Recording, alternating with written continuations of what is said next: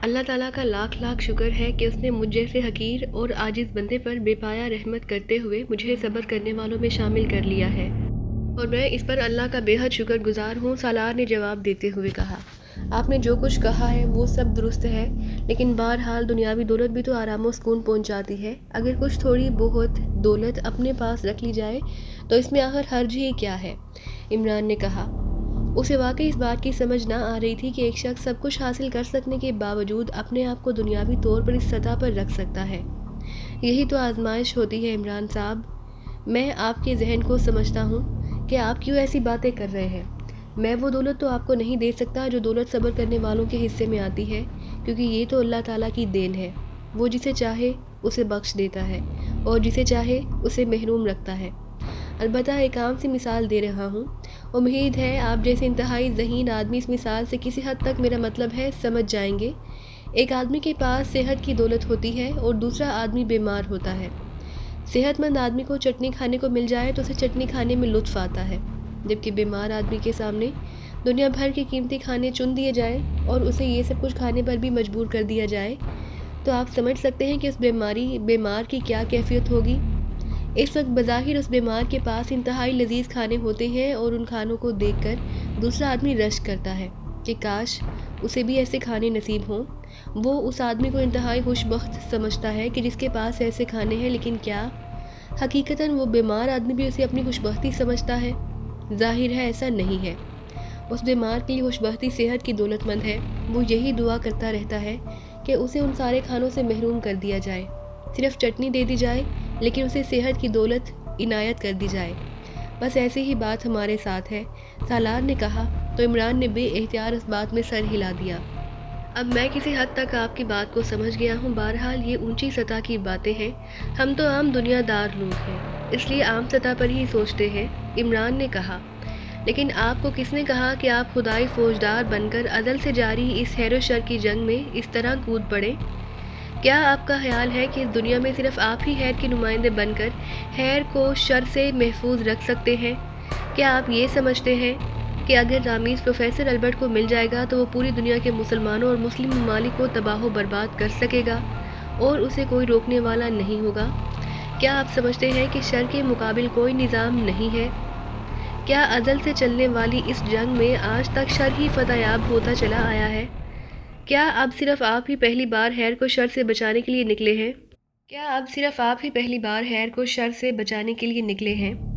क्या आपका ख्याल है कि पाकिस्तान के एक तंग और तारीक मोहल्ले में रहने वाला बूढ़ा फजल बाबा अगर आपको प्रोफेसर की शैतानी कैद से निजात दिला सकता है, तो क्या वो इस काबिल नहीं कि प्रोफेसर को उसकी शैतानी हरबों से रोक सके? आपकी ये ड्यूटी तो नहीं, फिर आप किस बरते पर इस जंग में कूद पड़े हैं?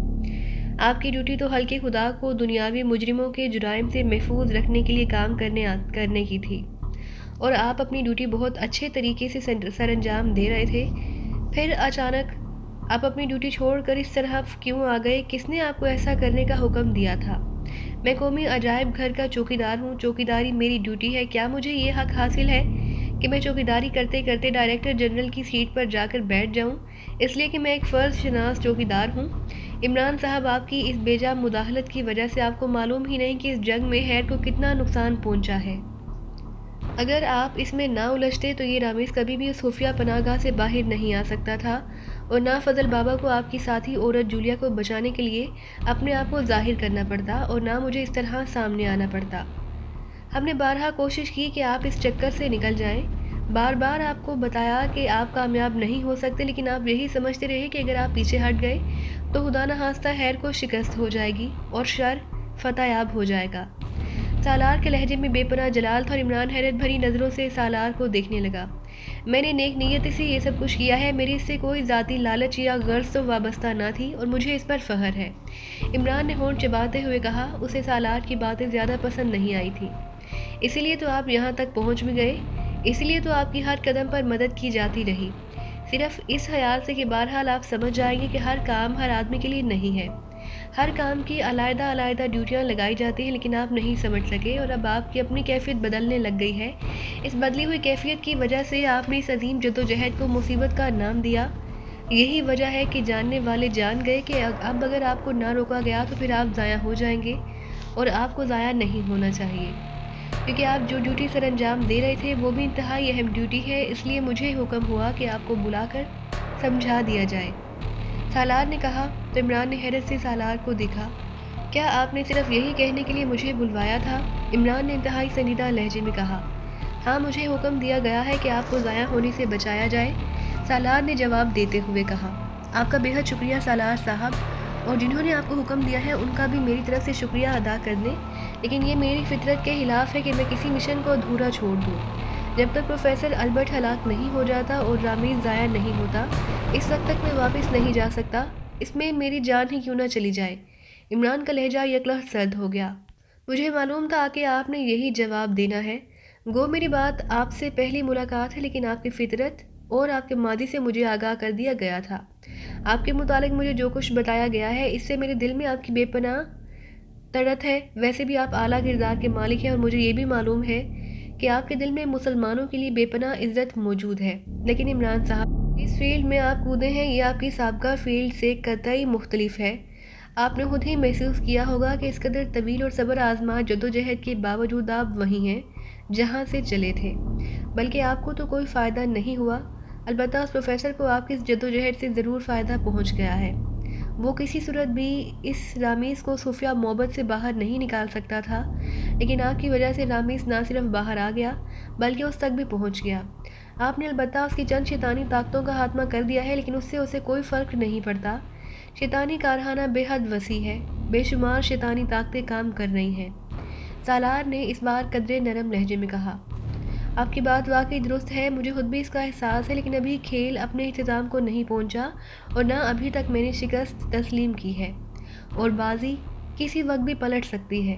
بہرحال آپ کا بے حد شکریہ، اب ہمیں اجازت دیں، عمران نے کہا، اور اٹھنا چاہا تو سالار نے اپنا ہاتھ اس کے ہاتھ پر رکھ کر اسے بیٹھے رہنے کا اشارہ کیا۔ تشریف رکھیں، جلدی کی ضرورت نہیں۔ مجھے معلوم ہے کہ آپ کیا سوچ رہے ہیں، آپ مجھے بھی بابا کاکم کی طرح سمجھ رہے ہیں، اور آپ کا خیال ہے کہ میں پروفیسر البرٹ کی طرف سے آپ کو اس جدوجہد سے باز رکھنے کی کوشش کر رہا ہوں، لیکن ایسی بات نہیں ہے، سالار نے مسکراتے ہوئے کہا۔ میں آپ کی بات کی نفی نہیں کروں گا، اس جدوجہد میں مجھے کئی بار انتہائی تلخ تجربے ہوئے ہیں، عمران نے جواب دیتے ہوئے کہا۔ آپ میری بات غور سے سنیں، گو مجھے یہی حکم دیا گیا تھا کہ آپ کو اس کام سے ہٹا کر واپس بھیجوا دوں، اور اللہ تعالیٰ نے مجھے اتنی توفیق بھی بخشی ہے کہ میں اگر اشارہ بھی کر دوں تو آپ خاموشی سے واپس چلے جائیں گے، لیکن یہ حقیقت ہے کہ میں آپ کی دل سے عزت کرتا ہوں۔ میں نے حکم کی تعمیل کی تھی اور آپ کو سب کچھ بتا دیا ہے، لیکن آپ کا جواب سن کر اب میں نے فیصلہ کر لیا ہے کہ میں آپ کی مدد کرتا رہوں گا، سالار نے مسکراتے ہوئے کہا۔ آپ کی اس عزت افزائی پر میں آپ کا بے حد مشکور ہوں، لیکن میں اپنی لڑائی خود لڑنا چاہتا ہوں۔ مجھے یقین ہے کہ اللہ تعالیٰ میری مدد کرے گا، عمران نے جواب دیتے ہوئے کہا۔ ٹھیک ہے، فی الحال میں اب مزید کچھ نہیں کہہ سکتا، آپ کو یہاں آنے میں جو تکلیف اٹھانا پڑی ہے اس کے لیے میں معذرت خواہ ہوں، سالار نے کہا اور اٹھ کھڑا ہوا۔ اس کے اٹھتے ہی عمران بھی اٹھ کھڑا ہوا۔ سالار صاحب، کیا ہم کچھ کہہ سکتے ہیں؟ اچانک صفدر نے اٹھ کر کھڑے ہوتے ہوئے کہا۔ جی فرمائیں، سالار نے صفدر کی طرف مڑتے ہوئے کہا۔ عمران صاحب کا واسطہ آج سے پہلے آپ جیسے انسانوں سے نہیں پڑا، جبکہ ہمارا واسطہ پڑ چکا ہے۔ ہمیں معلوم ہے کہ آپ کیا کر سکتے ہیں اور آپ کے حکم پر کیا ہو سکتا ہے، اس لیے آپ مہربانی فرمائیں اور ہماری رہنمائی کریں کہ ہم اس پروفیسر البرٹ کو کس طرح انجام تک پہنچا سکتے ہیں۔ اب ہم نے فیصلہ کیا ہے کہ اس جدوجہد میں عمران صاحب کے ساتھ رہیں گے، صفدر نے انتہائی مودبانہ لہجے میں کہا۔ صفدر، عمران نے کچھ کہنا چاہا۔ عمران صاحب، براہ کرم آپ خاموش رہیں، صفدر نے عمران کو بات کرنے سے روکتے ہوئے کہا۔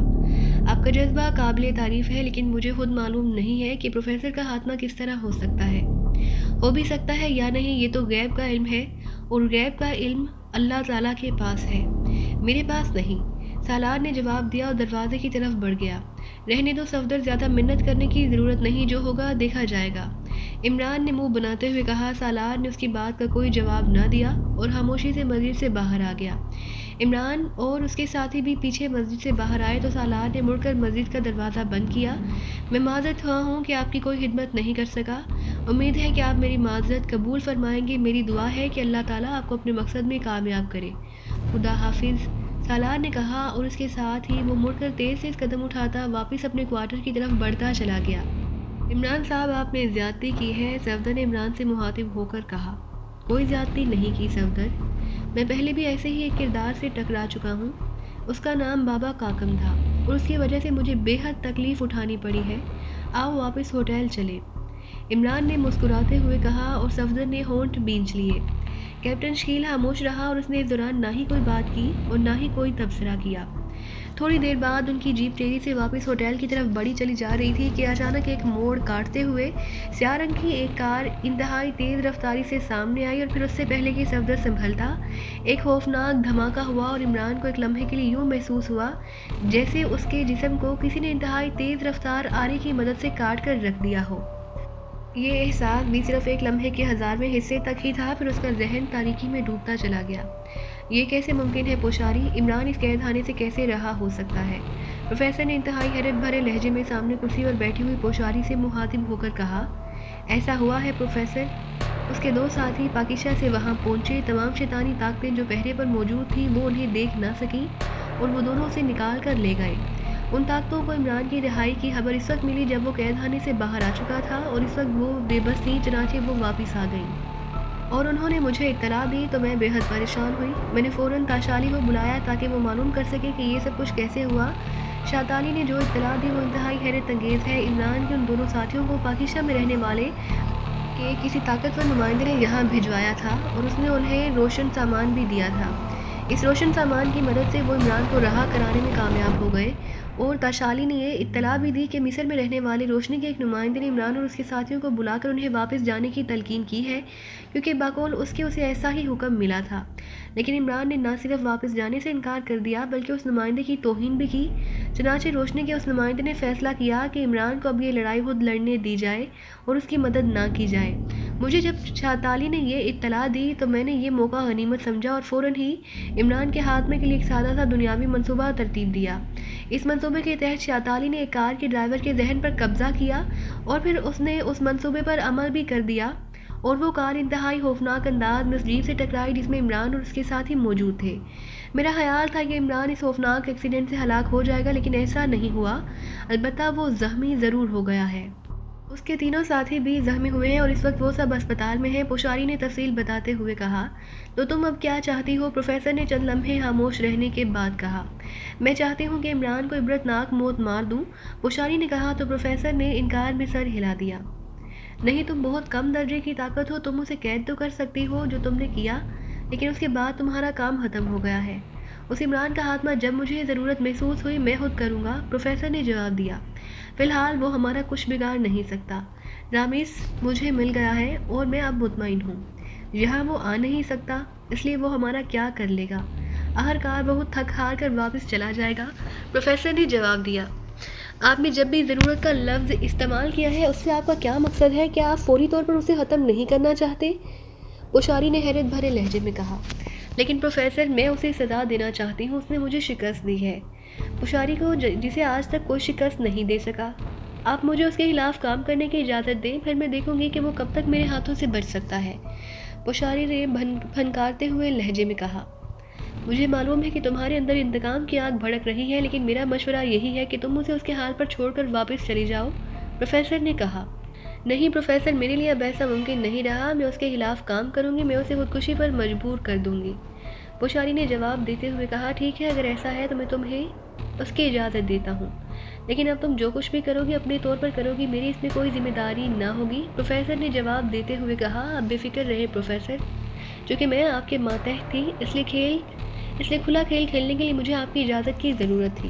اب آپ نے اجازت دے دی ہے، اب میں دیکھوں گی کہ یہ عمران میرے سامنے کیا حیثیت رکھتا ہے، پوشاری نے کہا اور کرسی سے اٹھ کھڑی ہوئی۔ پروفیسر کے اس بات میں سر ہلانے پر وہ مڑی اور تیز سے اس قدم اٹھاتے کمرے سے باہر نکل آئی۔ اس کے باہر جانے کے بعد پروفیسر نے بے اختیار ایک طویل سانس لیا، پھر کرسی سے اٹھ کھڑا ہوا۔ چند لمحے وہ کھڑا رہا، اس کا انداز ایسا تھا جیسے وہ کچھ سوچ رہا ہو، پھر وہ واپس مڑا اور اندرونی طرف ایک دروازے کی طرف بڑھ گیا۔ اس نے دروازہ کھولا اور دروازے تک دوسری طرف وہ ایک بڑے کمرے میں داخل ہوا۔ اس کمرے کے درمیان میں فرش پر ایک چبوترا سا بنا ہوا تھا جس پر سرخ اور سیاہ رنگ کی آڑی ترچھی پٹیاں سی بنی ہوئی تھی۔ پروفیسر اس چبوترے پر چڑھ کر بیٹھ گیا، اس کی آنکھیں بند کر لیں اور منہ ہی منہ میں کچھ پڑھنا شروع کر دیا۔ چند لمحے بعد کمرے میں ایک عجیب سا شور سنائی دینے لگا، ایسا شور جیسے کسی ساحل پر طوفانی لہریں اپنا سر پٹک رہی ہوں۔ کافی دیر تک یہ شور سنائی دیتا رہا، پھر آہستہ آہستہ خاموشی چھا گئی۔ پروفیسر نے آنکھیں کھول دی۔ دوسرے لمحے اس کے سامنے دیوار درمیان سے کھلی ہوئی تھی اور اس میں سے ایک بوڑھا آدمی باہر آیا۔ یہ آدمی اس قدر بوڑھا تھا کہ اس کے ہاتھ پیر اور چہرے پر سوائے جھریوں کے اور کچھ نظر نہ آ رہا تھا۔ اس کے ہاتھ پیر، اس کی آنکھوں پر موجود پتلیاں گول ہونے کی بجائے عمودی تھیں اور ان میں کسی قسم کی کوئی چمک نہ تھی۔ یوں لگتا تھا جیسے اس کی آنکھیں بے نور ہوں۔ وہ چبوترے کے سامنے پہنچ کر رکوع کے بل جھک گیا۔ پیرن حاضر ہے آقا، اس بوڑھے کی آواز سنائی دی، لیکن آواز جوانوں جیسی تھی۔ بیٹھ جاؤ پیرن، پروفیسر نے کہا، اور بوڑھا پہلے سیدھا ہوا اور پھر بڑے مؤدبانہ انداز میں چبوترے کے سامنے فرش پر بیٹھ گیا۔ پیرن سے کوئی بات مخفی نہیں رہتی آقا، پیرن نے جواب دیتے ہوئے کہا۔ تو پھر مجھے مشورہ دو کہ میں اس رامیز کو کس طرح استعمال کروں کہ مجھے اتنی طاقت مل جائے کہ میں پوری دنیا کے مسلمانوں کا خاتمہ کر سکوں۔ پروفیسر نے کہا، آقا مجھے افسوس ہے کہ آپ رامیز کے سلسلے میں لا علم رہے ہیں۔ رامیز تو ضائع ہو چکا ہے، اب اسے استعمال نہیں کیا جا سکتا۔ اب تو یہ صرف ایک قدیم زیور ہے، اس سے زیادہ ایسی کوئی حیثیت باقی نہیں رہی، پیرن نے جواب دیا۔ تو پروفیسر بے اختیار اچھل پڑا۔ کیا؟ یہ کیا کہہ رہے ہو؟ رامیز ضائع ہو چکا ہے؟ کب؟ کیسے؟ پروفیسر کے حلق سے خوفناک چیخ نکلی۔ آقا اس پر صحرائی تیتر کا خون لگا دیا گیا ہے، اب یہ بیکار ہے، پیرن نے جواب دیا۔ لیکن جب اس پر صحرائی تیتر کا خون لگایا گیا تھا تو اس وقت پوشاری اس پر موجود تھی، اس نے تمام خون اپنے جسم پر لگوایا تھا اور رامیز کو بچا لیا۔ آقا پوشاری ایک انتہائی معمولی سی طاقت ہے، اس بیچاری کو کیا معلوم کہ صحرائی تیتر کے خون کی کیا حیثیت ہوتی ہے۔ اس دنیا میں صحرائی تیتر، سیاہ گردن والا بگلا اور کونج 3 ایسے پرندے ہیں جن کا خون شیطانی طاقتوں کو ختم کر دیتا ہے۔ اگر وہ آدمی عمران ان تینوں پرندوں کے علاوہ کسی اور پرندے کا خون رامیز پر لگاتا تو رامیز واقعی بچ جاتا، لیکن صحرائی تیتر کا خون پوشاری کے جسم پر لگنے کے باوجود رامیز تک پہنچ گیا اور رامیز ضائع ہو گیا۔ ان تینوں پرندوں میں سے سب سے زیادہ طاقتور خون بھی صحرائی تیتر کا ہی ہے، پیرن نے جواب دیا۔ اگر ایسی بات ہوتی تو پوشاری بھی ختم ہو جاتی، پروفیسر نے کہا۔ آقا پوشاری اس وقت رامیز پر موجود تھی جو انتہائی طاقتور جادوئی زیور ہے، اس لیے وہ بچ گئی۔ اگر وہ اس پر موجود نہ ہوتی تو صحرائی تیتر کا خون لگتے ہی ضائع ہو جاتی، پیرن نے جواب دیا۔ او ویری بیڈ، مجھے تو آج تک یہ معلوم ہی نہیں ہو سکی کہ صحرائی تیتر کے خون میں ایسی تاثیر ہوتی ہے، پروفیسر نے انتہائی حیرت بھرے لہجے میں کہا۔ پروفیسر آپ کو تو ابھی بہت کچھ معلوم نہیں، پیرن نے جواب دیا۔ اب اس کا کیا توڑ کیا جا سکتا ہے؟ کوئی ترکیب، کوئی راستہ؟ پروفیسر نے پوچھا۔ ایک راستہ ہے تو صحیح، لیکن پیرن بات کرتے کرتے رک گیا۔ بتاؤ جلدی بتاؤ، تم کیوں رک گئے ہو؟ پروفیسر نے انتہائی بے چین سے لہجے میں کہا۔ آقا جس نے رامیز پر صحرائی تیتر کا خون لگایا ہے، اگر اس کا خون رامیز پر لگا دیا جائے تو رامیز دوبارہ کارآمد ہو جائے گا، پیرن نے جواب دیا۔ او تمہارا مطلب ہے کہ اس عمران کا خون رامیز پر لگایا جائے؟ پروفیسر نے چونک کر کہا۔ ہاں آقا، میرا یہی مطلب ہے، لیکن اس کے جسم کا عام خون نہیں بلکہ مرنے سے پہلے کا خون۔ مطلب یہ ہے کہ اس کے جسم سے نکلنے والا خون کا آخری قطرہ، وہ قطرہ جس کے بعد خون جسم سے باہر نہیں آتا بلکہ جم جاتا ہے، اور آپ جانتے ہیں کہ ایسا اسی وقت ہو سکتا ہے جب اس آدمی کو ہلاک کر دیا جائے، پیرن نے کہا۔ کیا تم بتا سکتے ہو کہ عمران کی موت قریب ہے یا نہیں؟ پروفیسر نے چند لمحے خاموش رہنے کے بعد کہا۔ نہیں آقا، یہی بات تو ایسی ہے جس کا علم کسی کو بھی نہیں ہو سکتا، شیطان کو بھی نہیں۔ میں تو آپ کی موت کے بارے میں بھی نہیں بتا سکتا، پیرن نے جواب دیا۔ پوشاری نے کوشش کی تھی کہ اسے ایکسیڈنٹ سے ہلاک کر دیا جائے، لیکن وہ پھر بھی بچ گیا ہے، پروفیسر نے کہا۔ پوشاری انتہائی ادنا ترین قوت ہے آقا، پیرن نے جواب دیا۔ اس کا مطلب ہے کہ مجھے اب اس کے مقابل خود آنا پڑے گا، پروفیسر نے منہ بناتے ہوئے کہا۔ یہ انتہائی خوفناک ٹکراؤ ہوگا آقا، اس لیے بہتر یہی ہے کہ آپ اس پر دوبارہ غور کر لیں، پیرن نے کہا۔ نہیں پیرن، میں رامیز کے لیے بے پناہ جدوجہد کی ہے، اب تو میری زندگی کا مقصد اور مشن ہی یہی رہ گیا ہے کہ میں پوری دنیا سے مسلمانوں کا خاتمہ کر سکوں، اور میں ایسا ضرور کروں گا، کیونکہ اگر میں ایسا کرنے میں کامیاب ہو گیا تو میں شیطان کی طرح ہمیشہ کے لیے امر ہو جاؤں گا۔ پروفیسر نے کہا۔ آپ آقا ہیں، میں تو مشورہ دے سکتا ہوں، پیرن نے جواب دیا۔ ٹھیک ہے، تمہارا مشورہ، اب تم جا سکتے ہو، پروفیسر نے کہا تو پیرن اٹھ کر کھڑا ہو گیا، لیکن ایک بار پھر وہ رکوع کے بل پروفیسر کے سامنے جھکا اور پھر مڑ کر دیوار کی طرف چلا گیا۔ چند لمحوں بعد وہ دیوار کے درمیان موجود خلا کو پار کر گیا اور اس کے ساتھ ہی دیوار برابر ہو گئی۔ پروفیسر نے ایک طویل سانس لیا اور اٹھ کر چبوترے سے نیچے اترا اور واپس اسی کمرے کی طرف بڑھ گیا جہاں سے وہ اس کمرے میں آیا تھا۔ عمران کی آنکھیں کھلی تو چند لمحوں تک وہ لاشعوری کیفیت میں پڑا رہا، پھر آہستہ آہستہ اس کا شعور بیدار ہوتا چلا گیا۔ اس کے ساتھ ہی اس کے ذہن میں بے ہوش ہونے سے پہلے اس کے واقعات کی فلم چلنے لگی۔ اس کے ذہن میں بے ہوش ہونے سے پہلے کے واقعات کی فلم چلنے لگی۔ اس کے ذہن پر پہلے سالار سے ہونے والی گفتگو کا منظر چلا، پھر جیپ پر ان کی واپسی اور پھر اچانک ایک موڑ کاٹتے ہوئے سیاہ رنگ کی کار کا نمودار ہونا، اور اس کے ساتھ ہی وہ خوفناک دھماکہ، اور اس دھماکے کا خیال نہیں اس کے ذہن کو بے اختیار جھنجھوڑ ڈالا۔ وہ بے اختیار اٹھ کر بیٹھ گیا۔ دوسرے لمحے وہ یہ دیکھ کر حیران رہ گیا کہ وہ کچے کمرے کے فرش پر بیٹھا ہوا تھا جس میں چٹائیاں بچھی ہوئی تھیں، اور ان چٹائیوں کے علاوہ اور کوئی چیز وہاں موجود نہ تھی۔ ایک طرف ایک پرانا سا دروازہ تھا، البتہ عمران کے سر میں شدید درد سا ہو رہا تھا۔ اس نے بے اختیار سر پر ہاتھ لگایا تو اس نے دیکھا کہ اس کے سر پر باقاعدہ پٹی بندھی ہوئی تھی۔ یہ میں کہاں پہنچ گیا؟ اس خوفناک ایکسیڈنٹ میں کیا صرف میرے سر پر چوٹ آئی ہے؟ صفدر، کیپٹن شیل اور ٹائیگر کا کیا ہوا؟ عمران نے بڑبڑاتے ہوئے کہا اور اٹھ کھڑا ہوا۔ اس کا لباس بری طرح سے مسلا ہوا تھا اور سر کے علاوہ ہاتھوں اور جسم کے دوسرے حصوں پر پٹی کی بجائے بینڈیج بھی کی گئی تھی۔ خدایا تیرا شکر ہے، ورنہ اس خوفناک ایکسیڈنٹ کے نتیجے میں ایسی معمولی چوٹیں تو ناممکن تھی۔ میرا تو خیال تھا کہ میرے جسم کے ٹکڑے ہو گئے ہوں گے، عمران نے کہا اور دروازے کی طرف بڑھنے ہی لگا تھا کہ دروازہ کھل گیا اور عمران دروازے سے صفدر، کیپٹن شیل اور ٹائیگر کو اندر آتے دیکھ کر چونک پڑا۔ وہ تینوں ہی درست حالت میں تھے۔ آپ کو ہوش آ گئے عمران صاحب؟ صفدر نے مسکراتے ہوئے کہا، فی الحال تو اتنا ہوش آیا ہے کہ اللہ تعالیٰ کی مہربانی سے میں بھی خوفناک ایکسیڈنٹ سے بچ گیا ہوں، اور تم تینوں بھی، لیکن ہم ہیں کہاں؟ یہ کون سی جگہ ہے اور یہ بینڈیج وغیرہ کس نے کی ہے؟ عمران نے مسکراتے ہوئے کہا، ہم مصر کے ایک صحرا میں واقع نوحلستان میں ہیں۔ یہ نوحلستان ایک مقامی قبیلے کے سردار حارث کی ملکیت ہے۔ ہمیں مصر کے جنرل ہسپتال سے یہاں لایا گیا ہے، صفدر نے مسکراتے ہوئے جواب دیا۔ مقامی قبیلے کا سردار حارث، نوحلستان اسپتال سے ہمیں یہاں لایا گیا ہے، کیا مطلب؟ کون لایا ہے ہمیں یہاں اور کیوں؟ عمران نے اور زیادہ حیران ہوتے ہوئے پوچھا۔ تو دوستو، یہ تھی ہماری آج کی کہانی۔ امید کرتے ہیں کہ آپ کو یہ ویڈیو پسند آئی ہوگی، لیکن جانے سے پہلے ہماری ویڈیو کو کیجیے لائک اور شیئر کرنا مت بھولیے، اور اسی کے ساتھ کومنٹ کر کے ہمیں بتائیے کہ آپ کو یہ کہانی کیسی لگی۔ اور اگر ابھی تک آپ نے اس چینل کو سبسکرائب نہیں کیا تو اس چینل کو کیجیے سبسکرائب اور بیل آئیکن دبا کر آل نوٹیفیکیشن آن کر لیجیے۔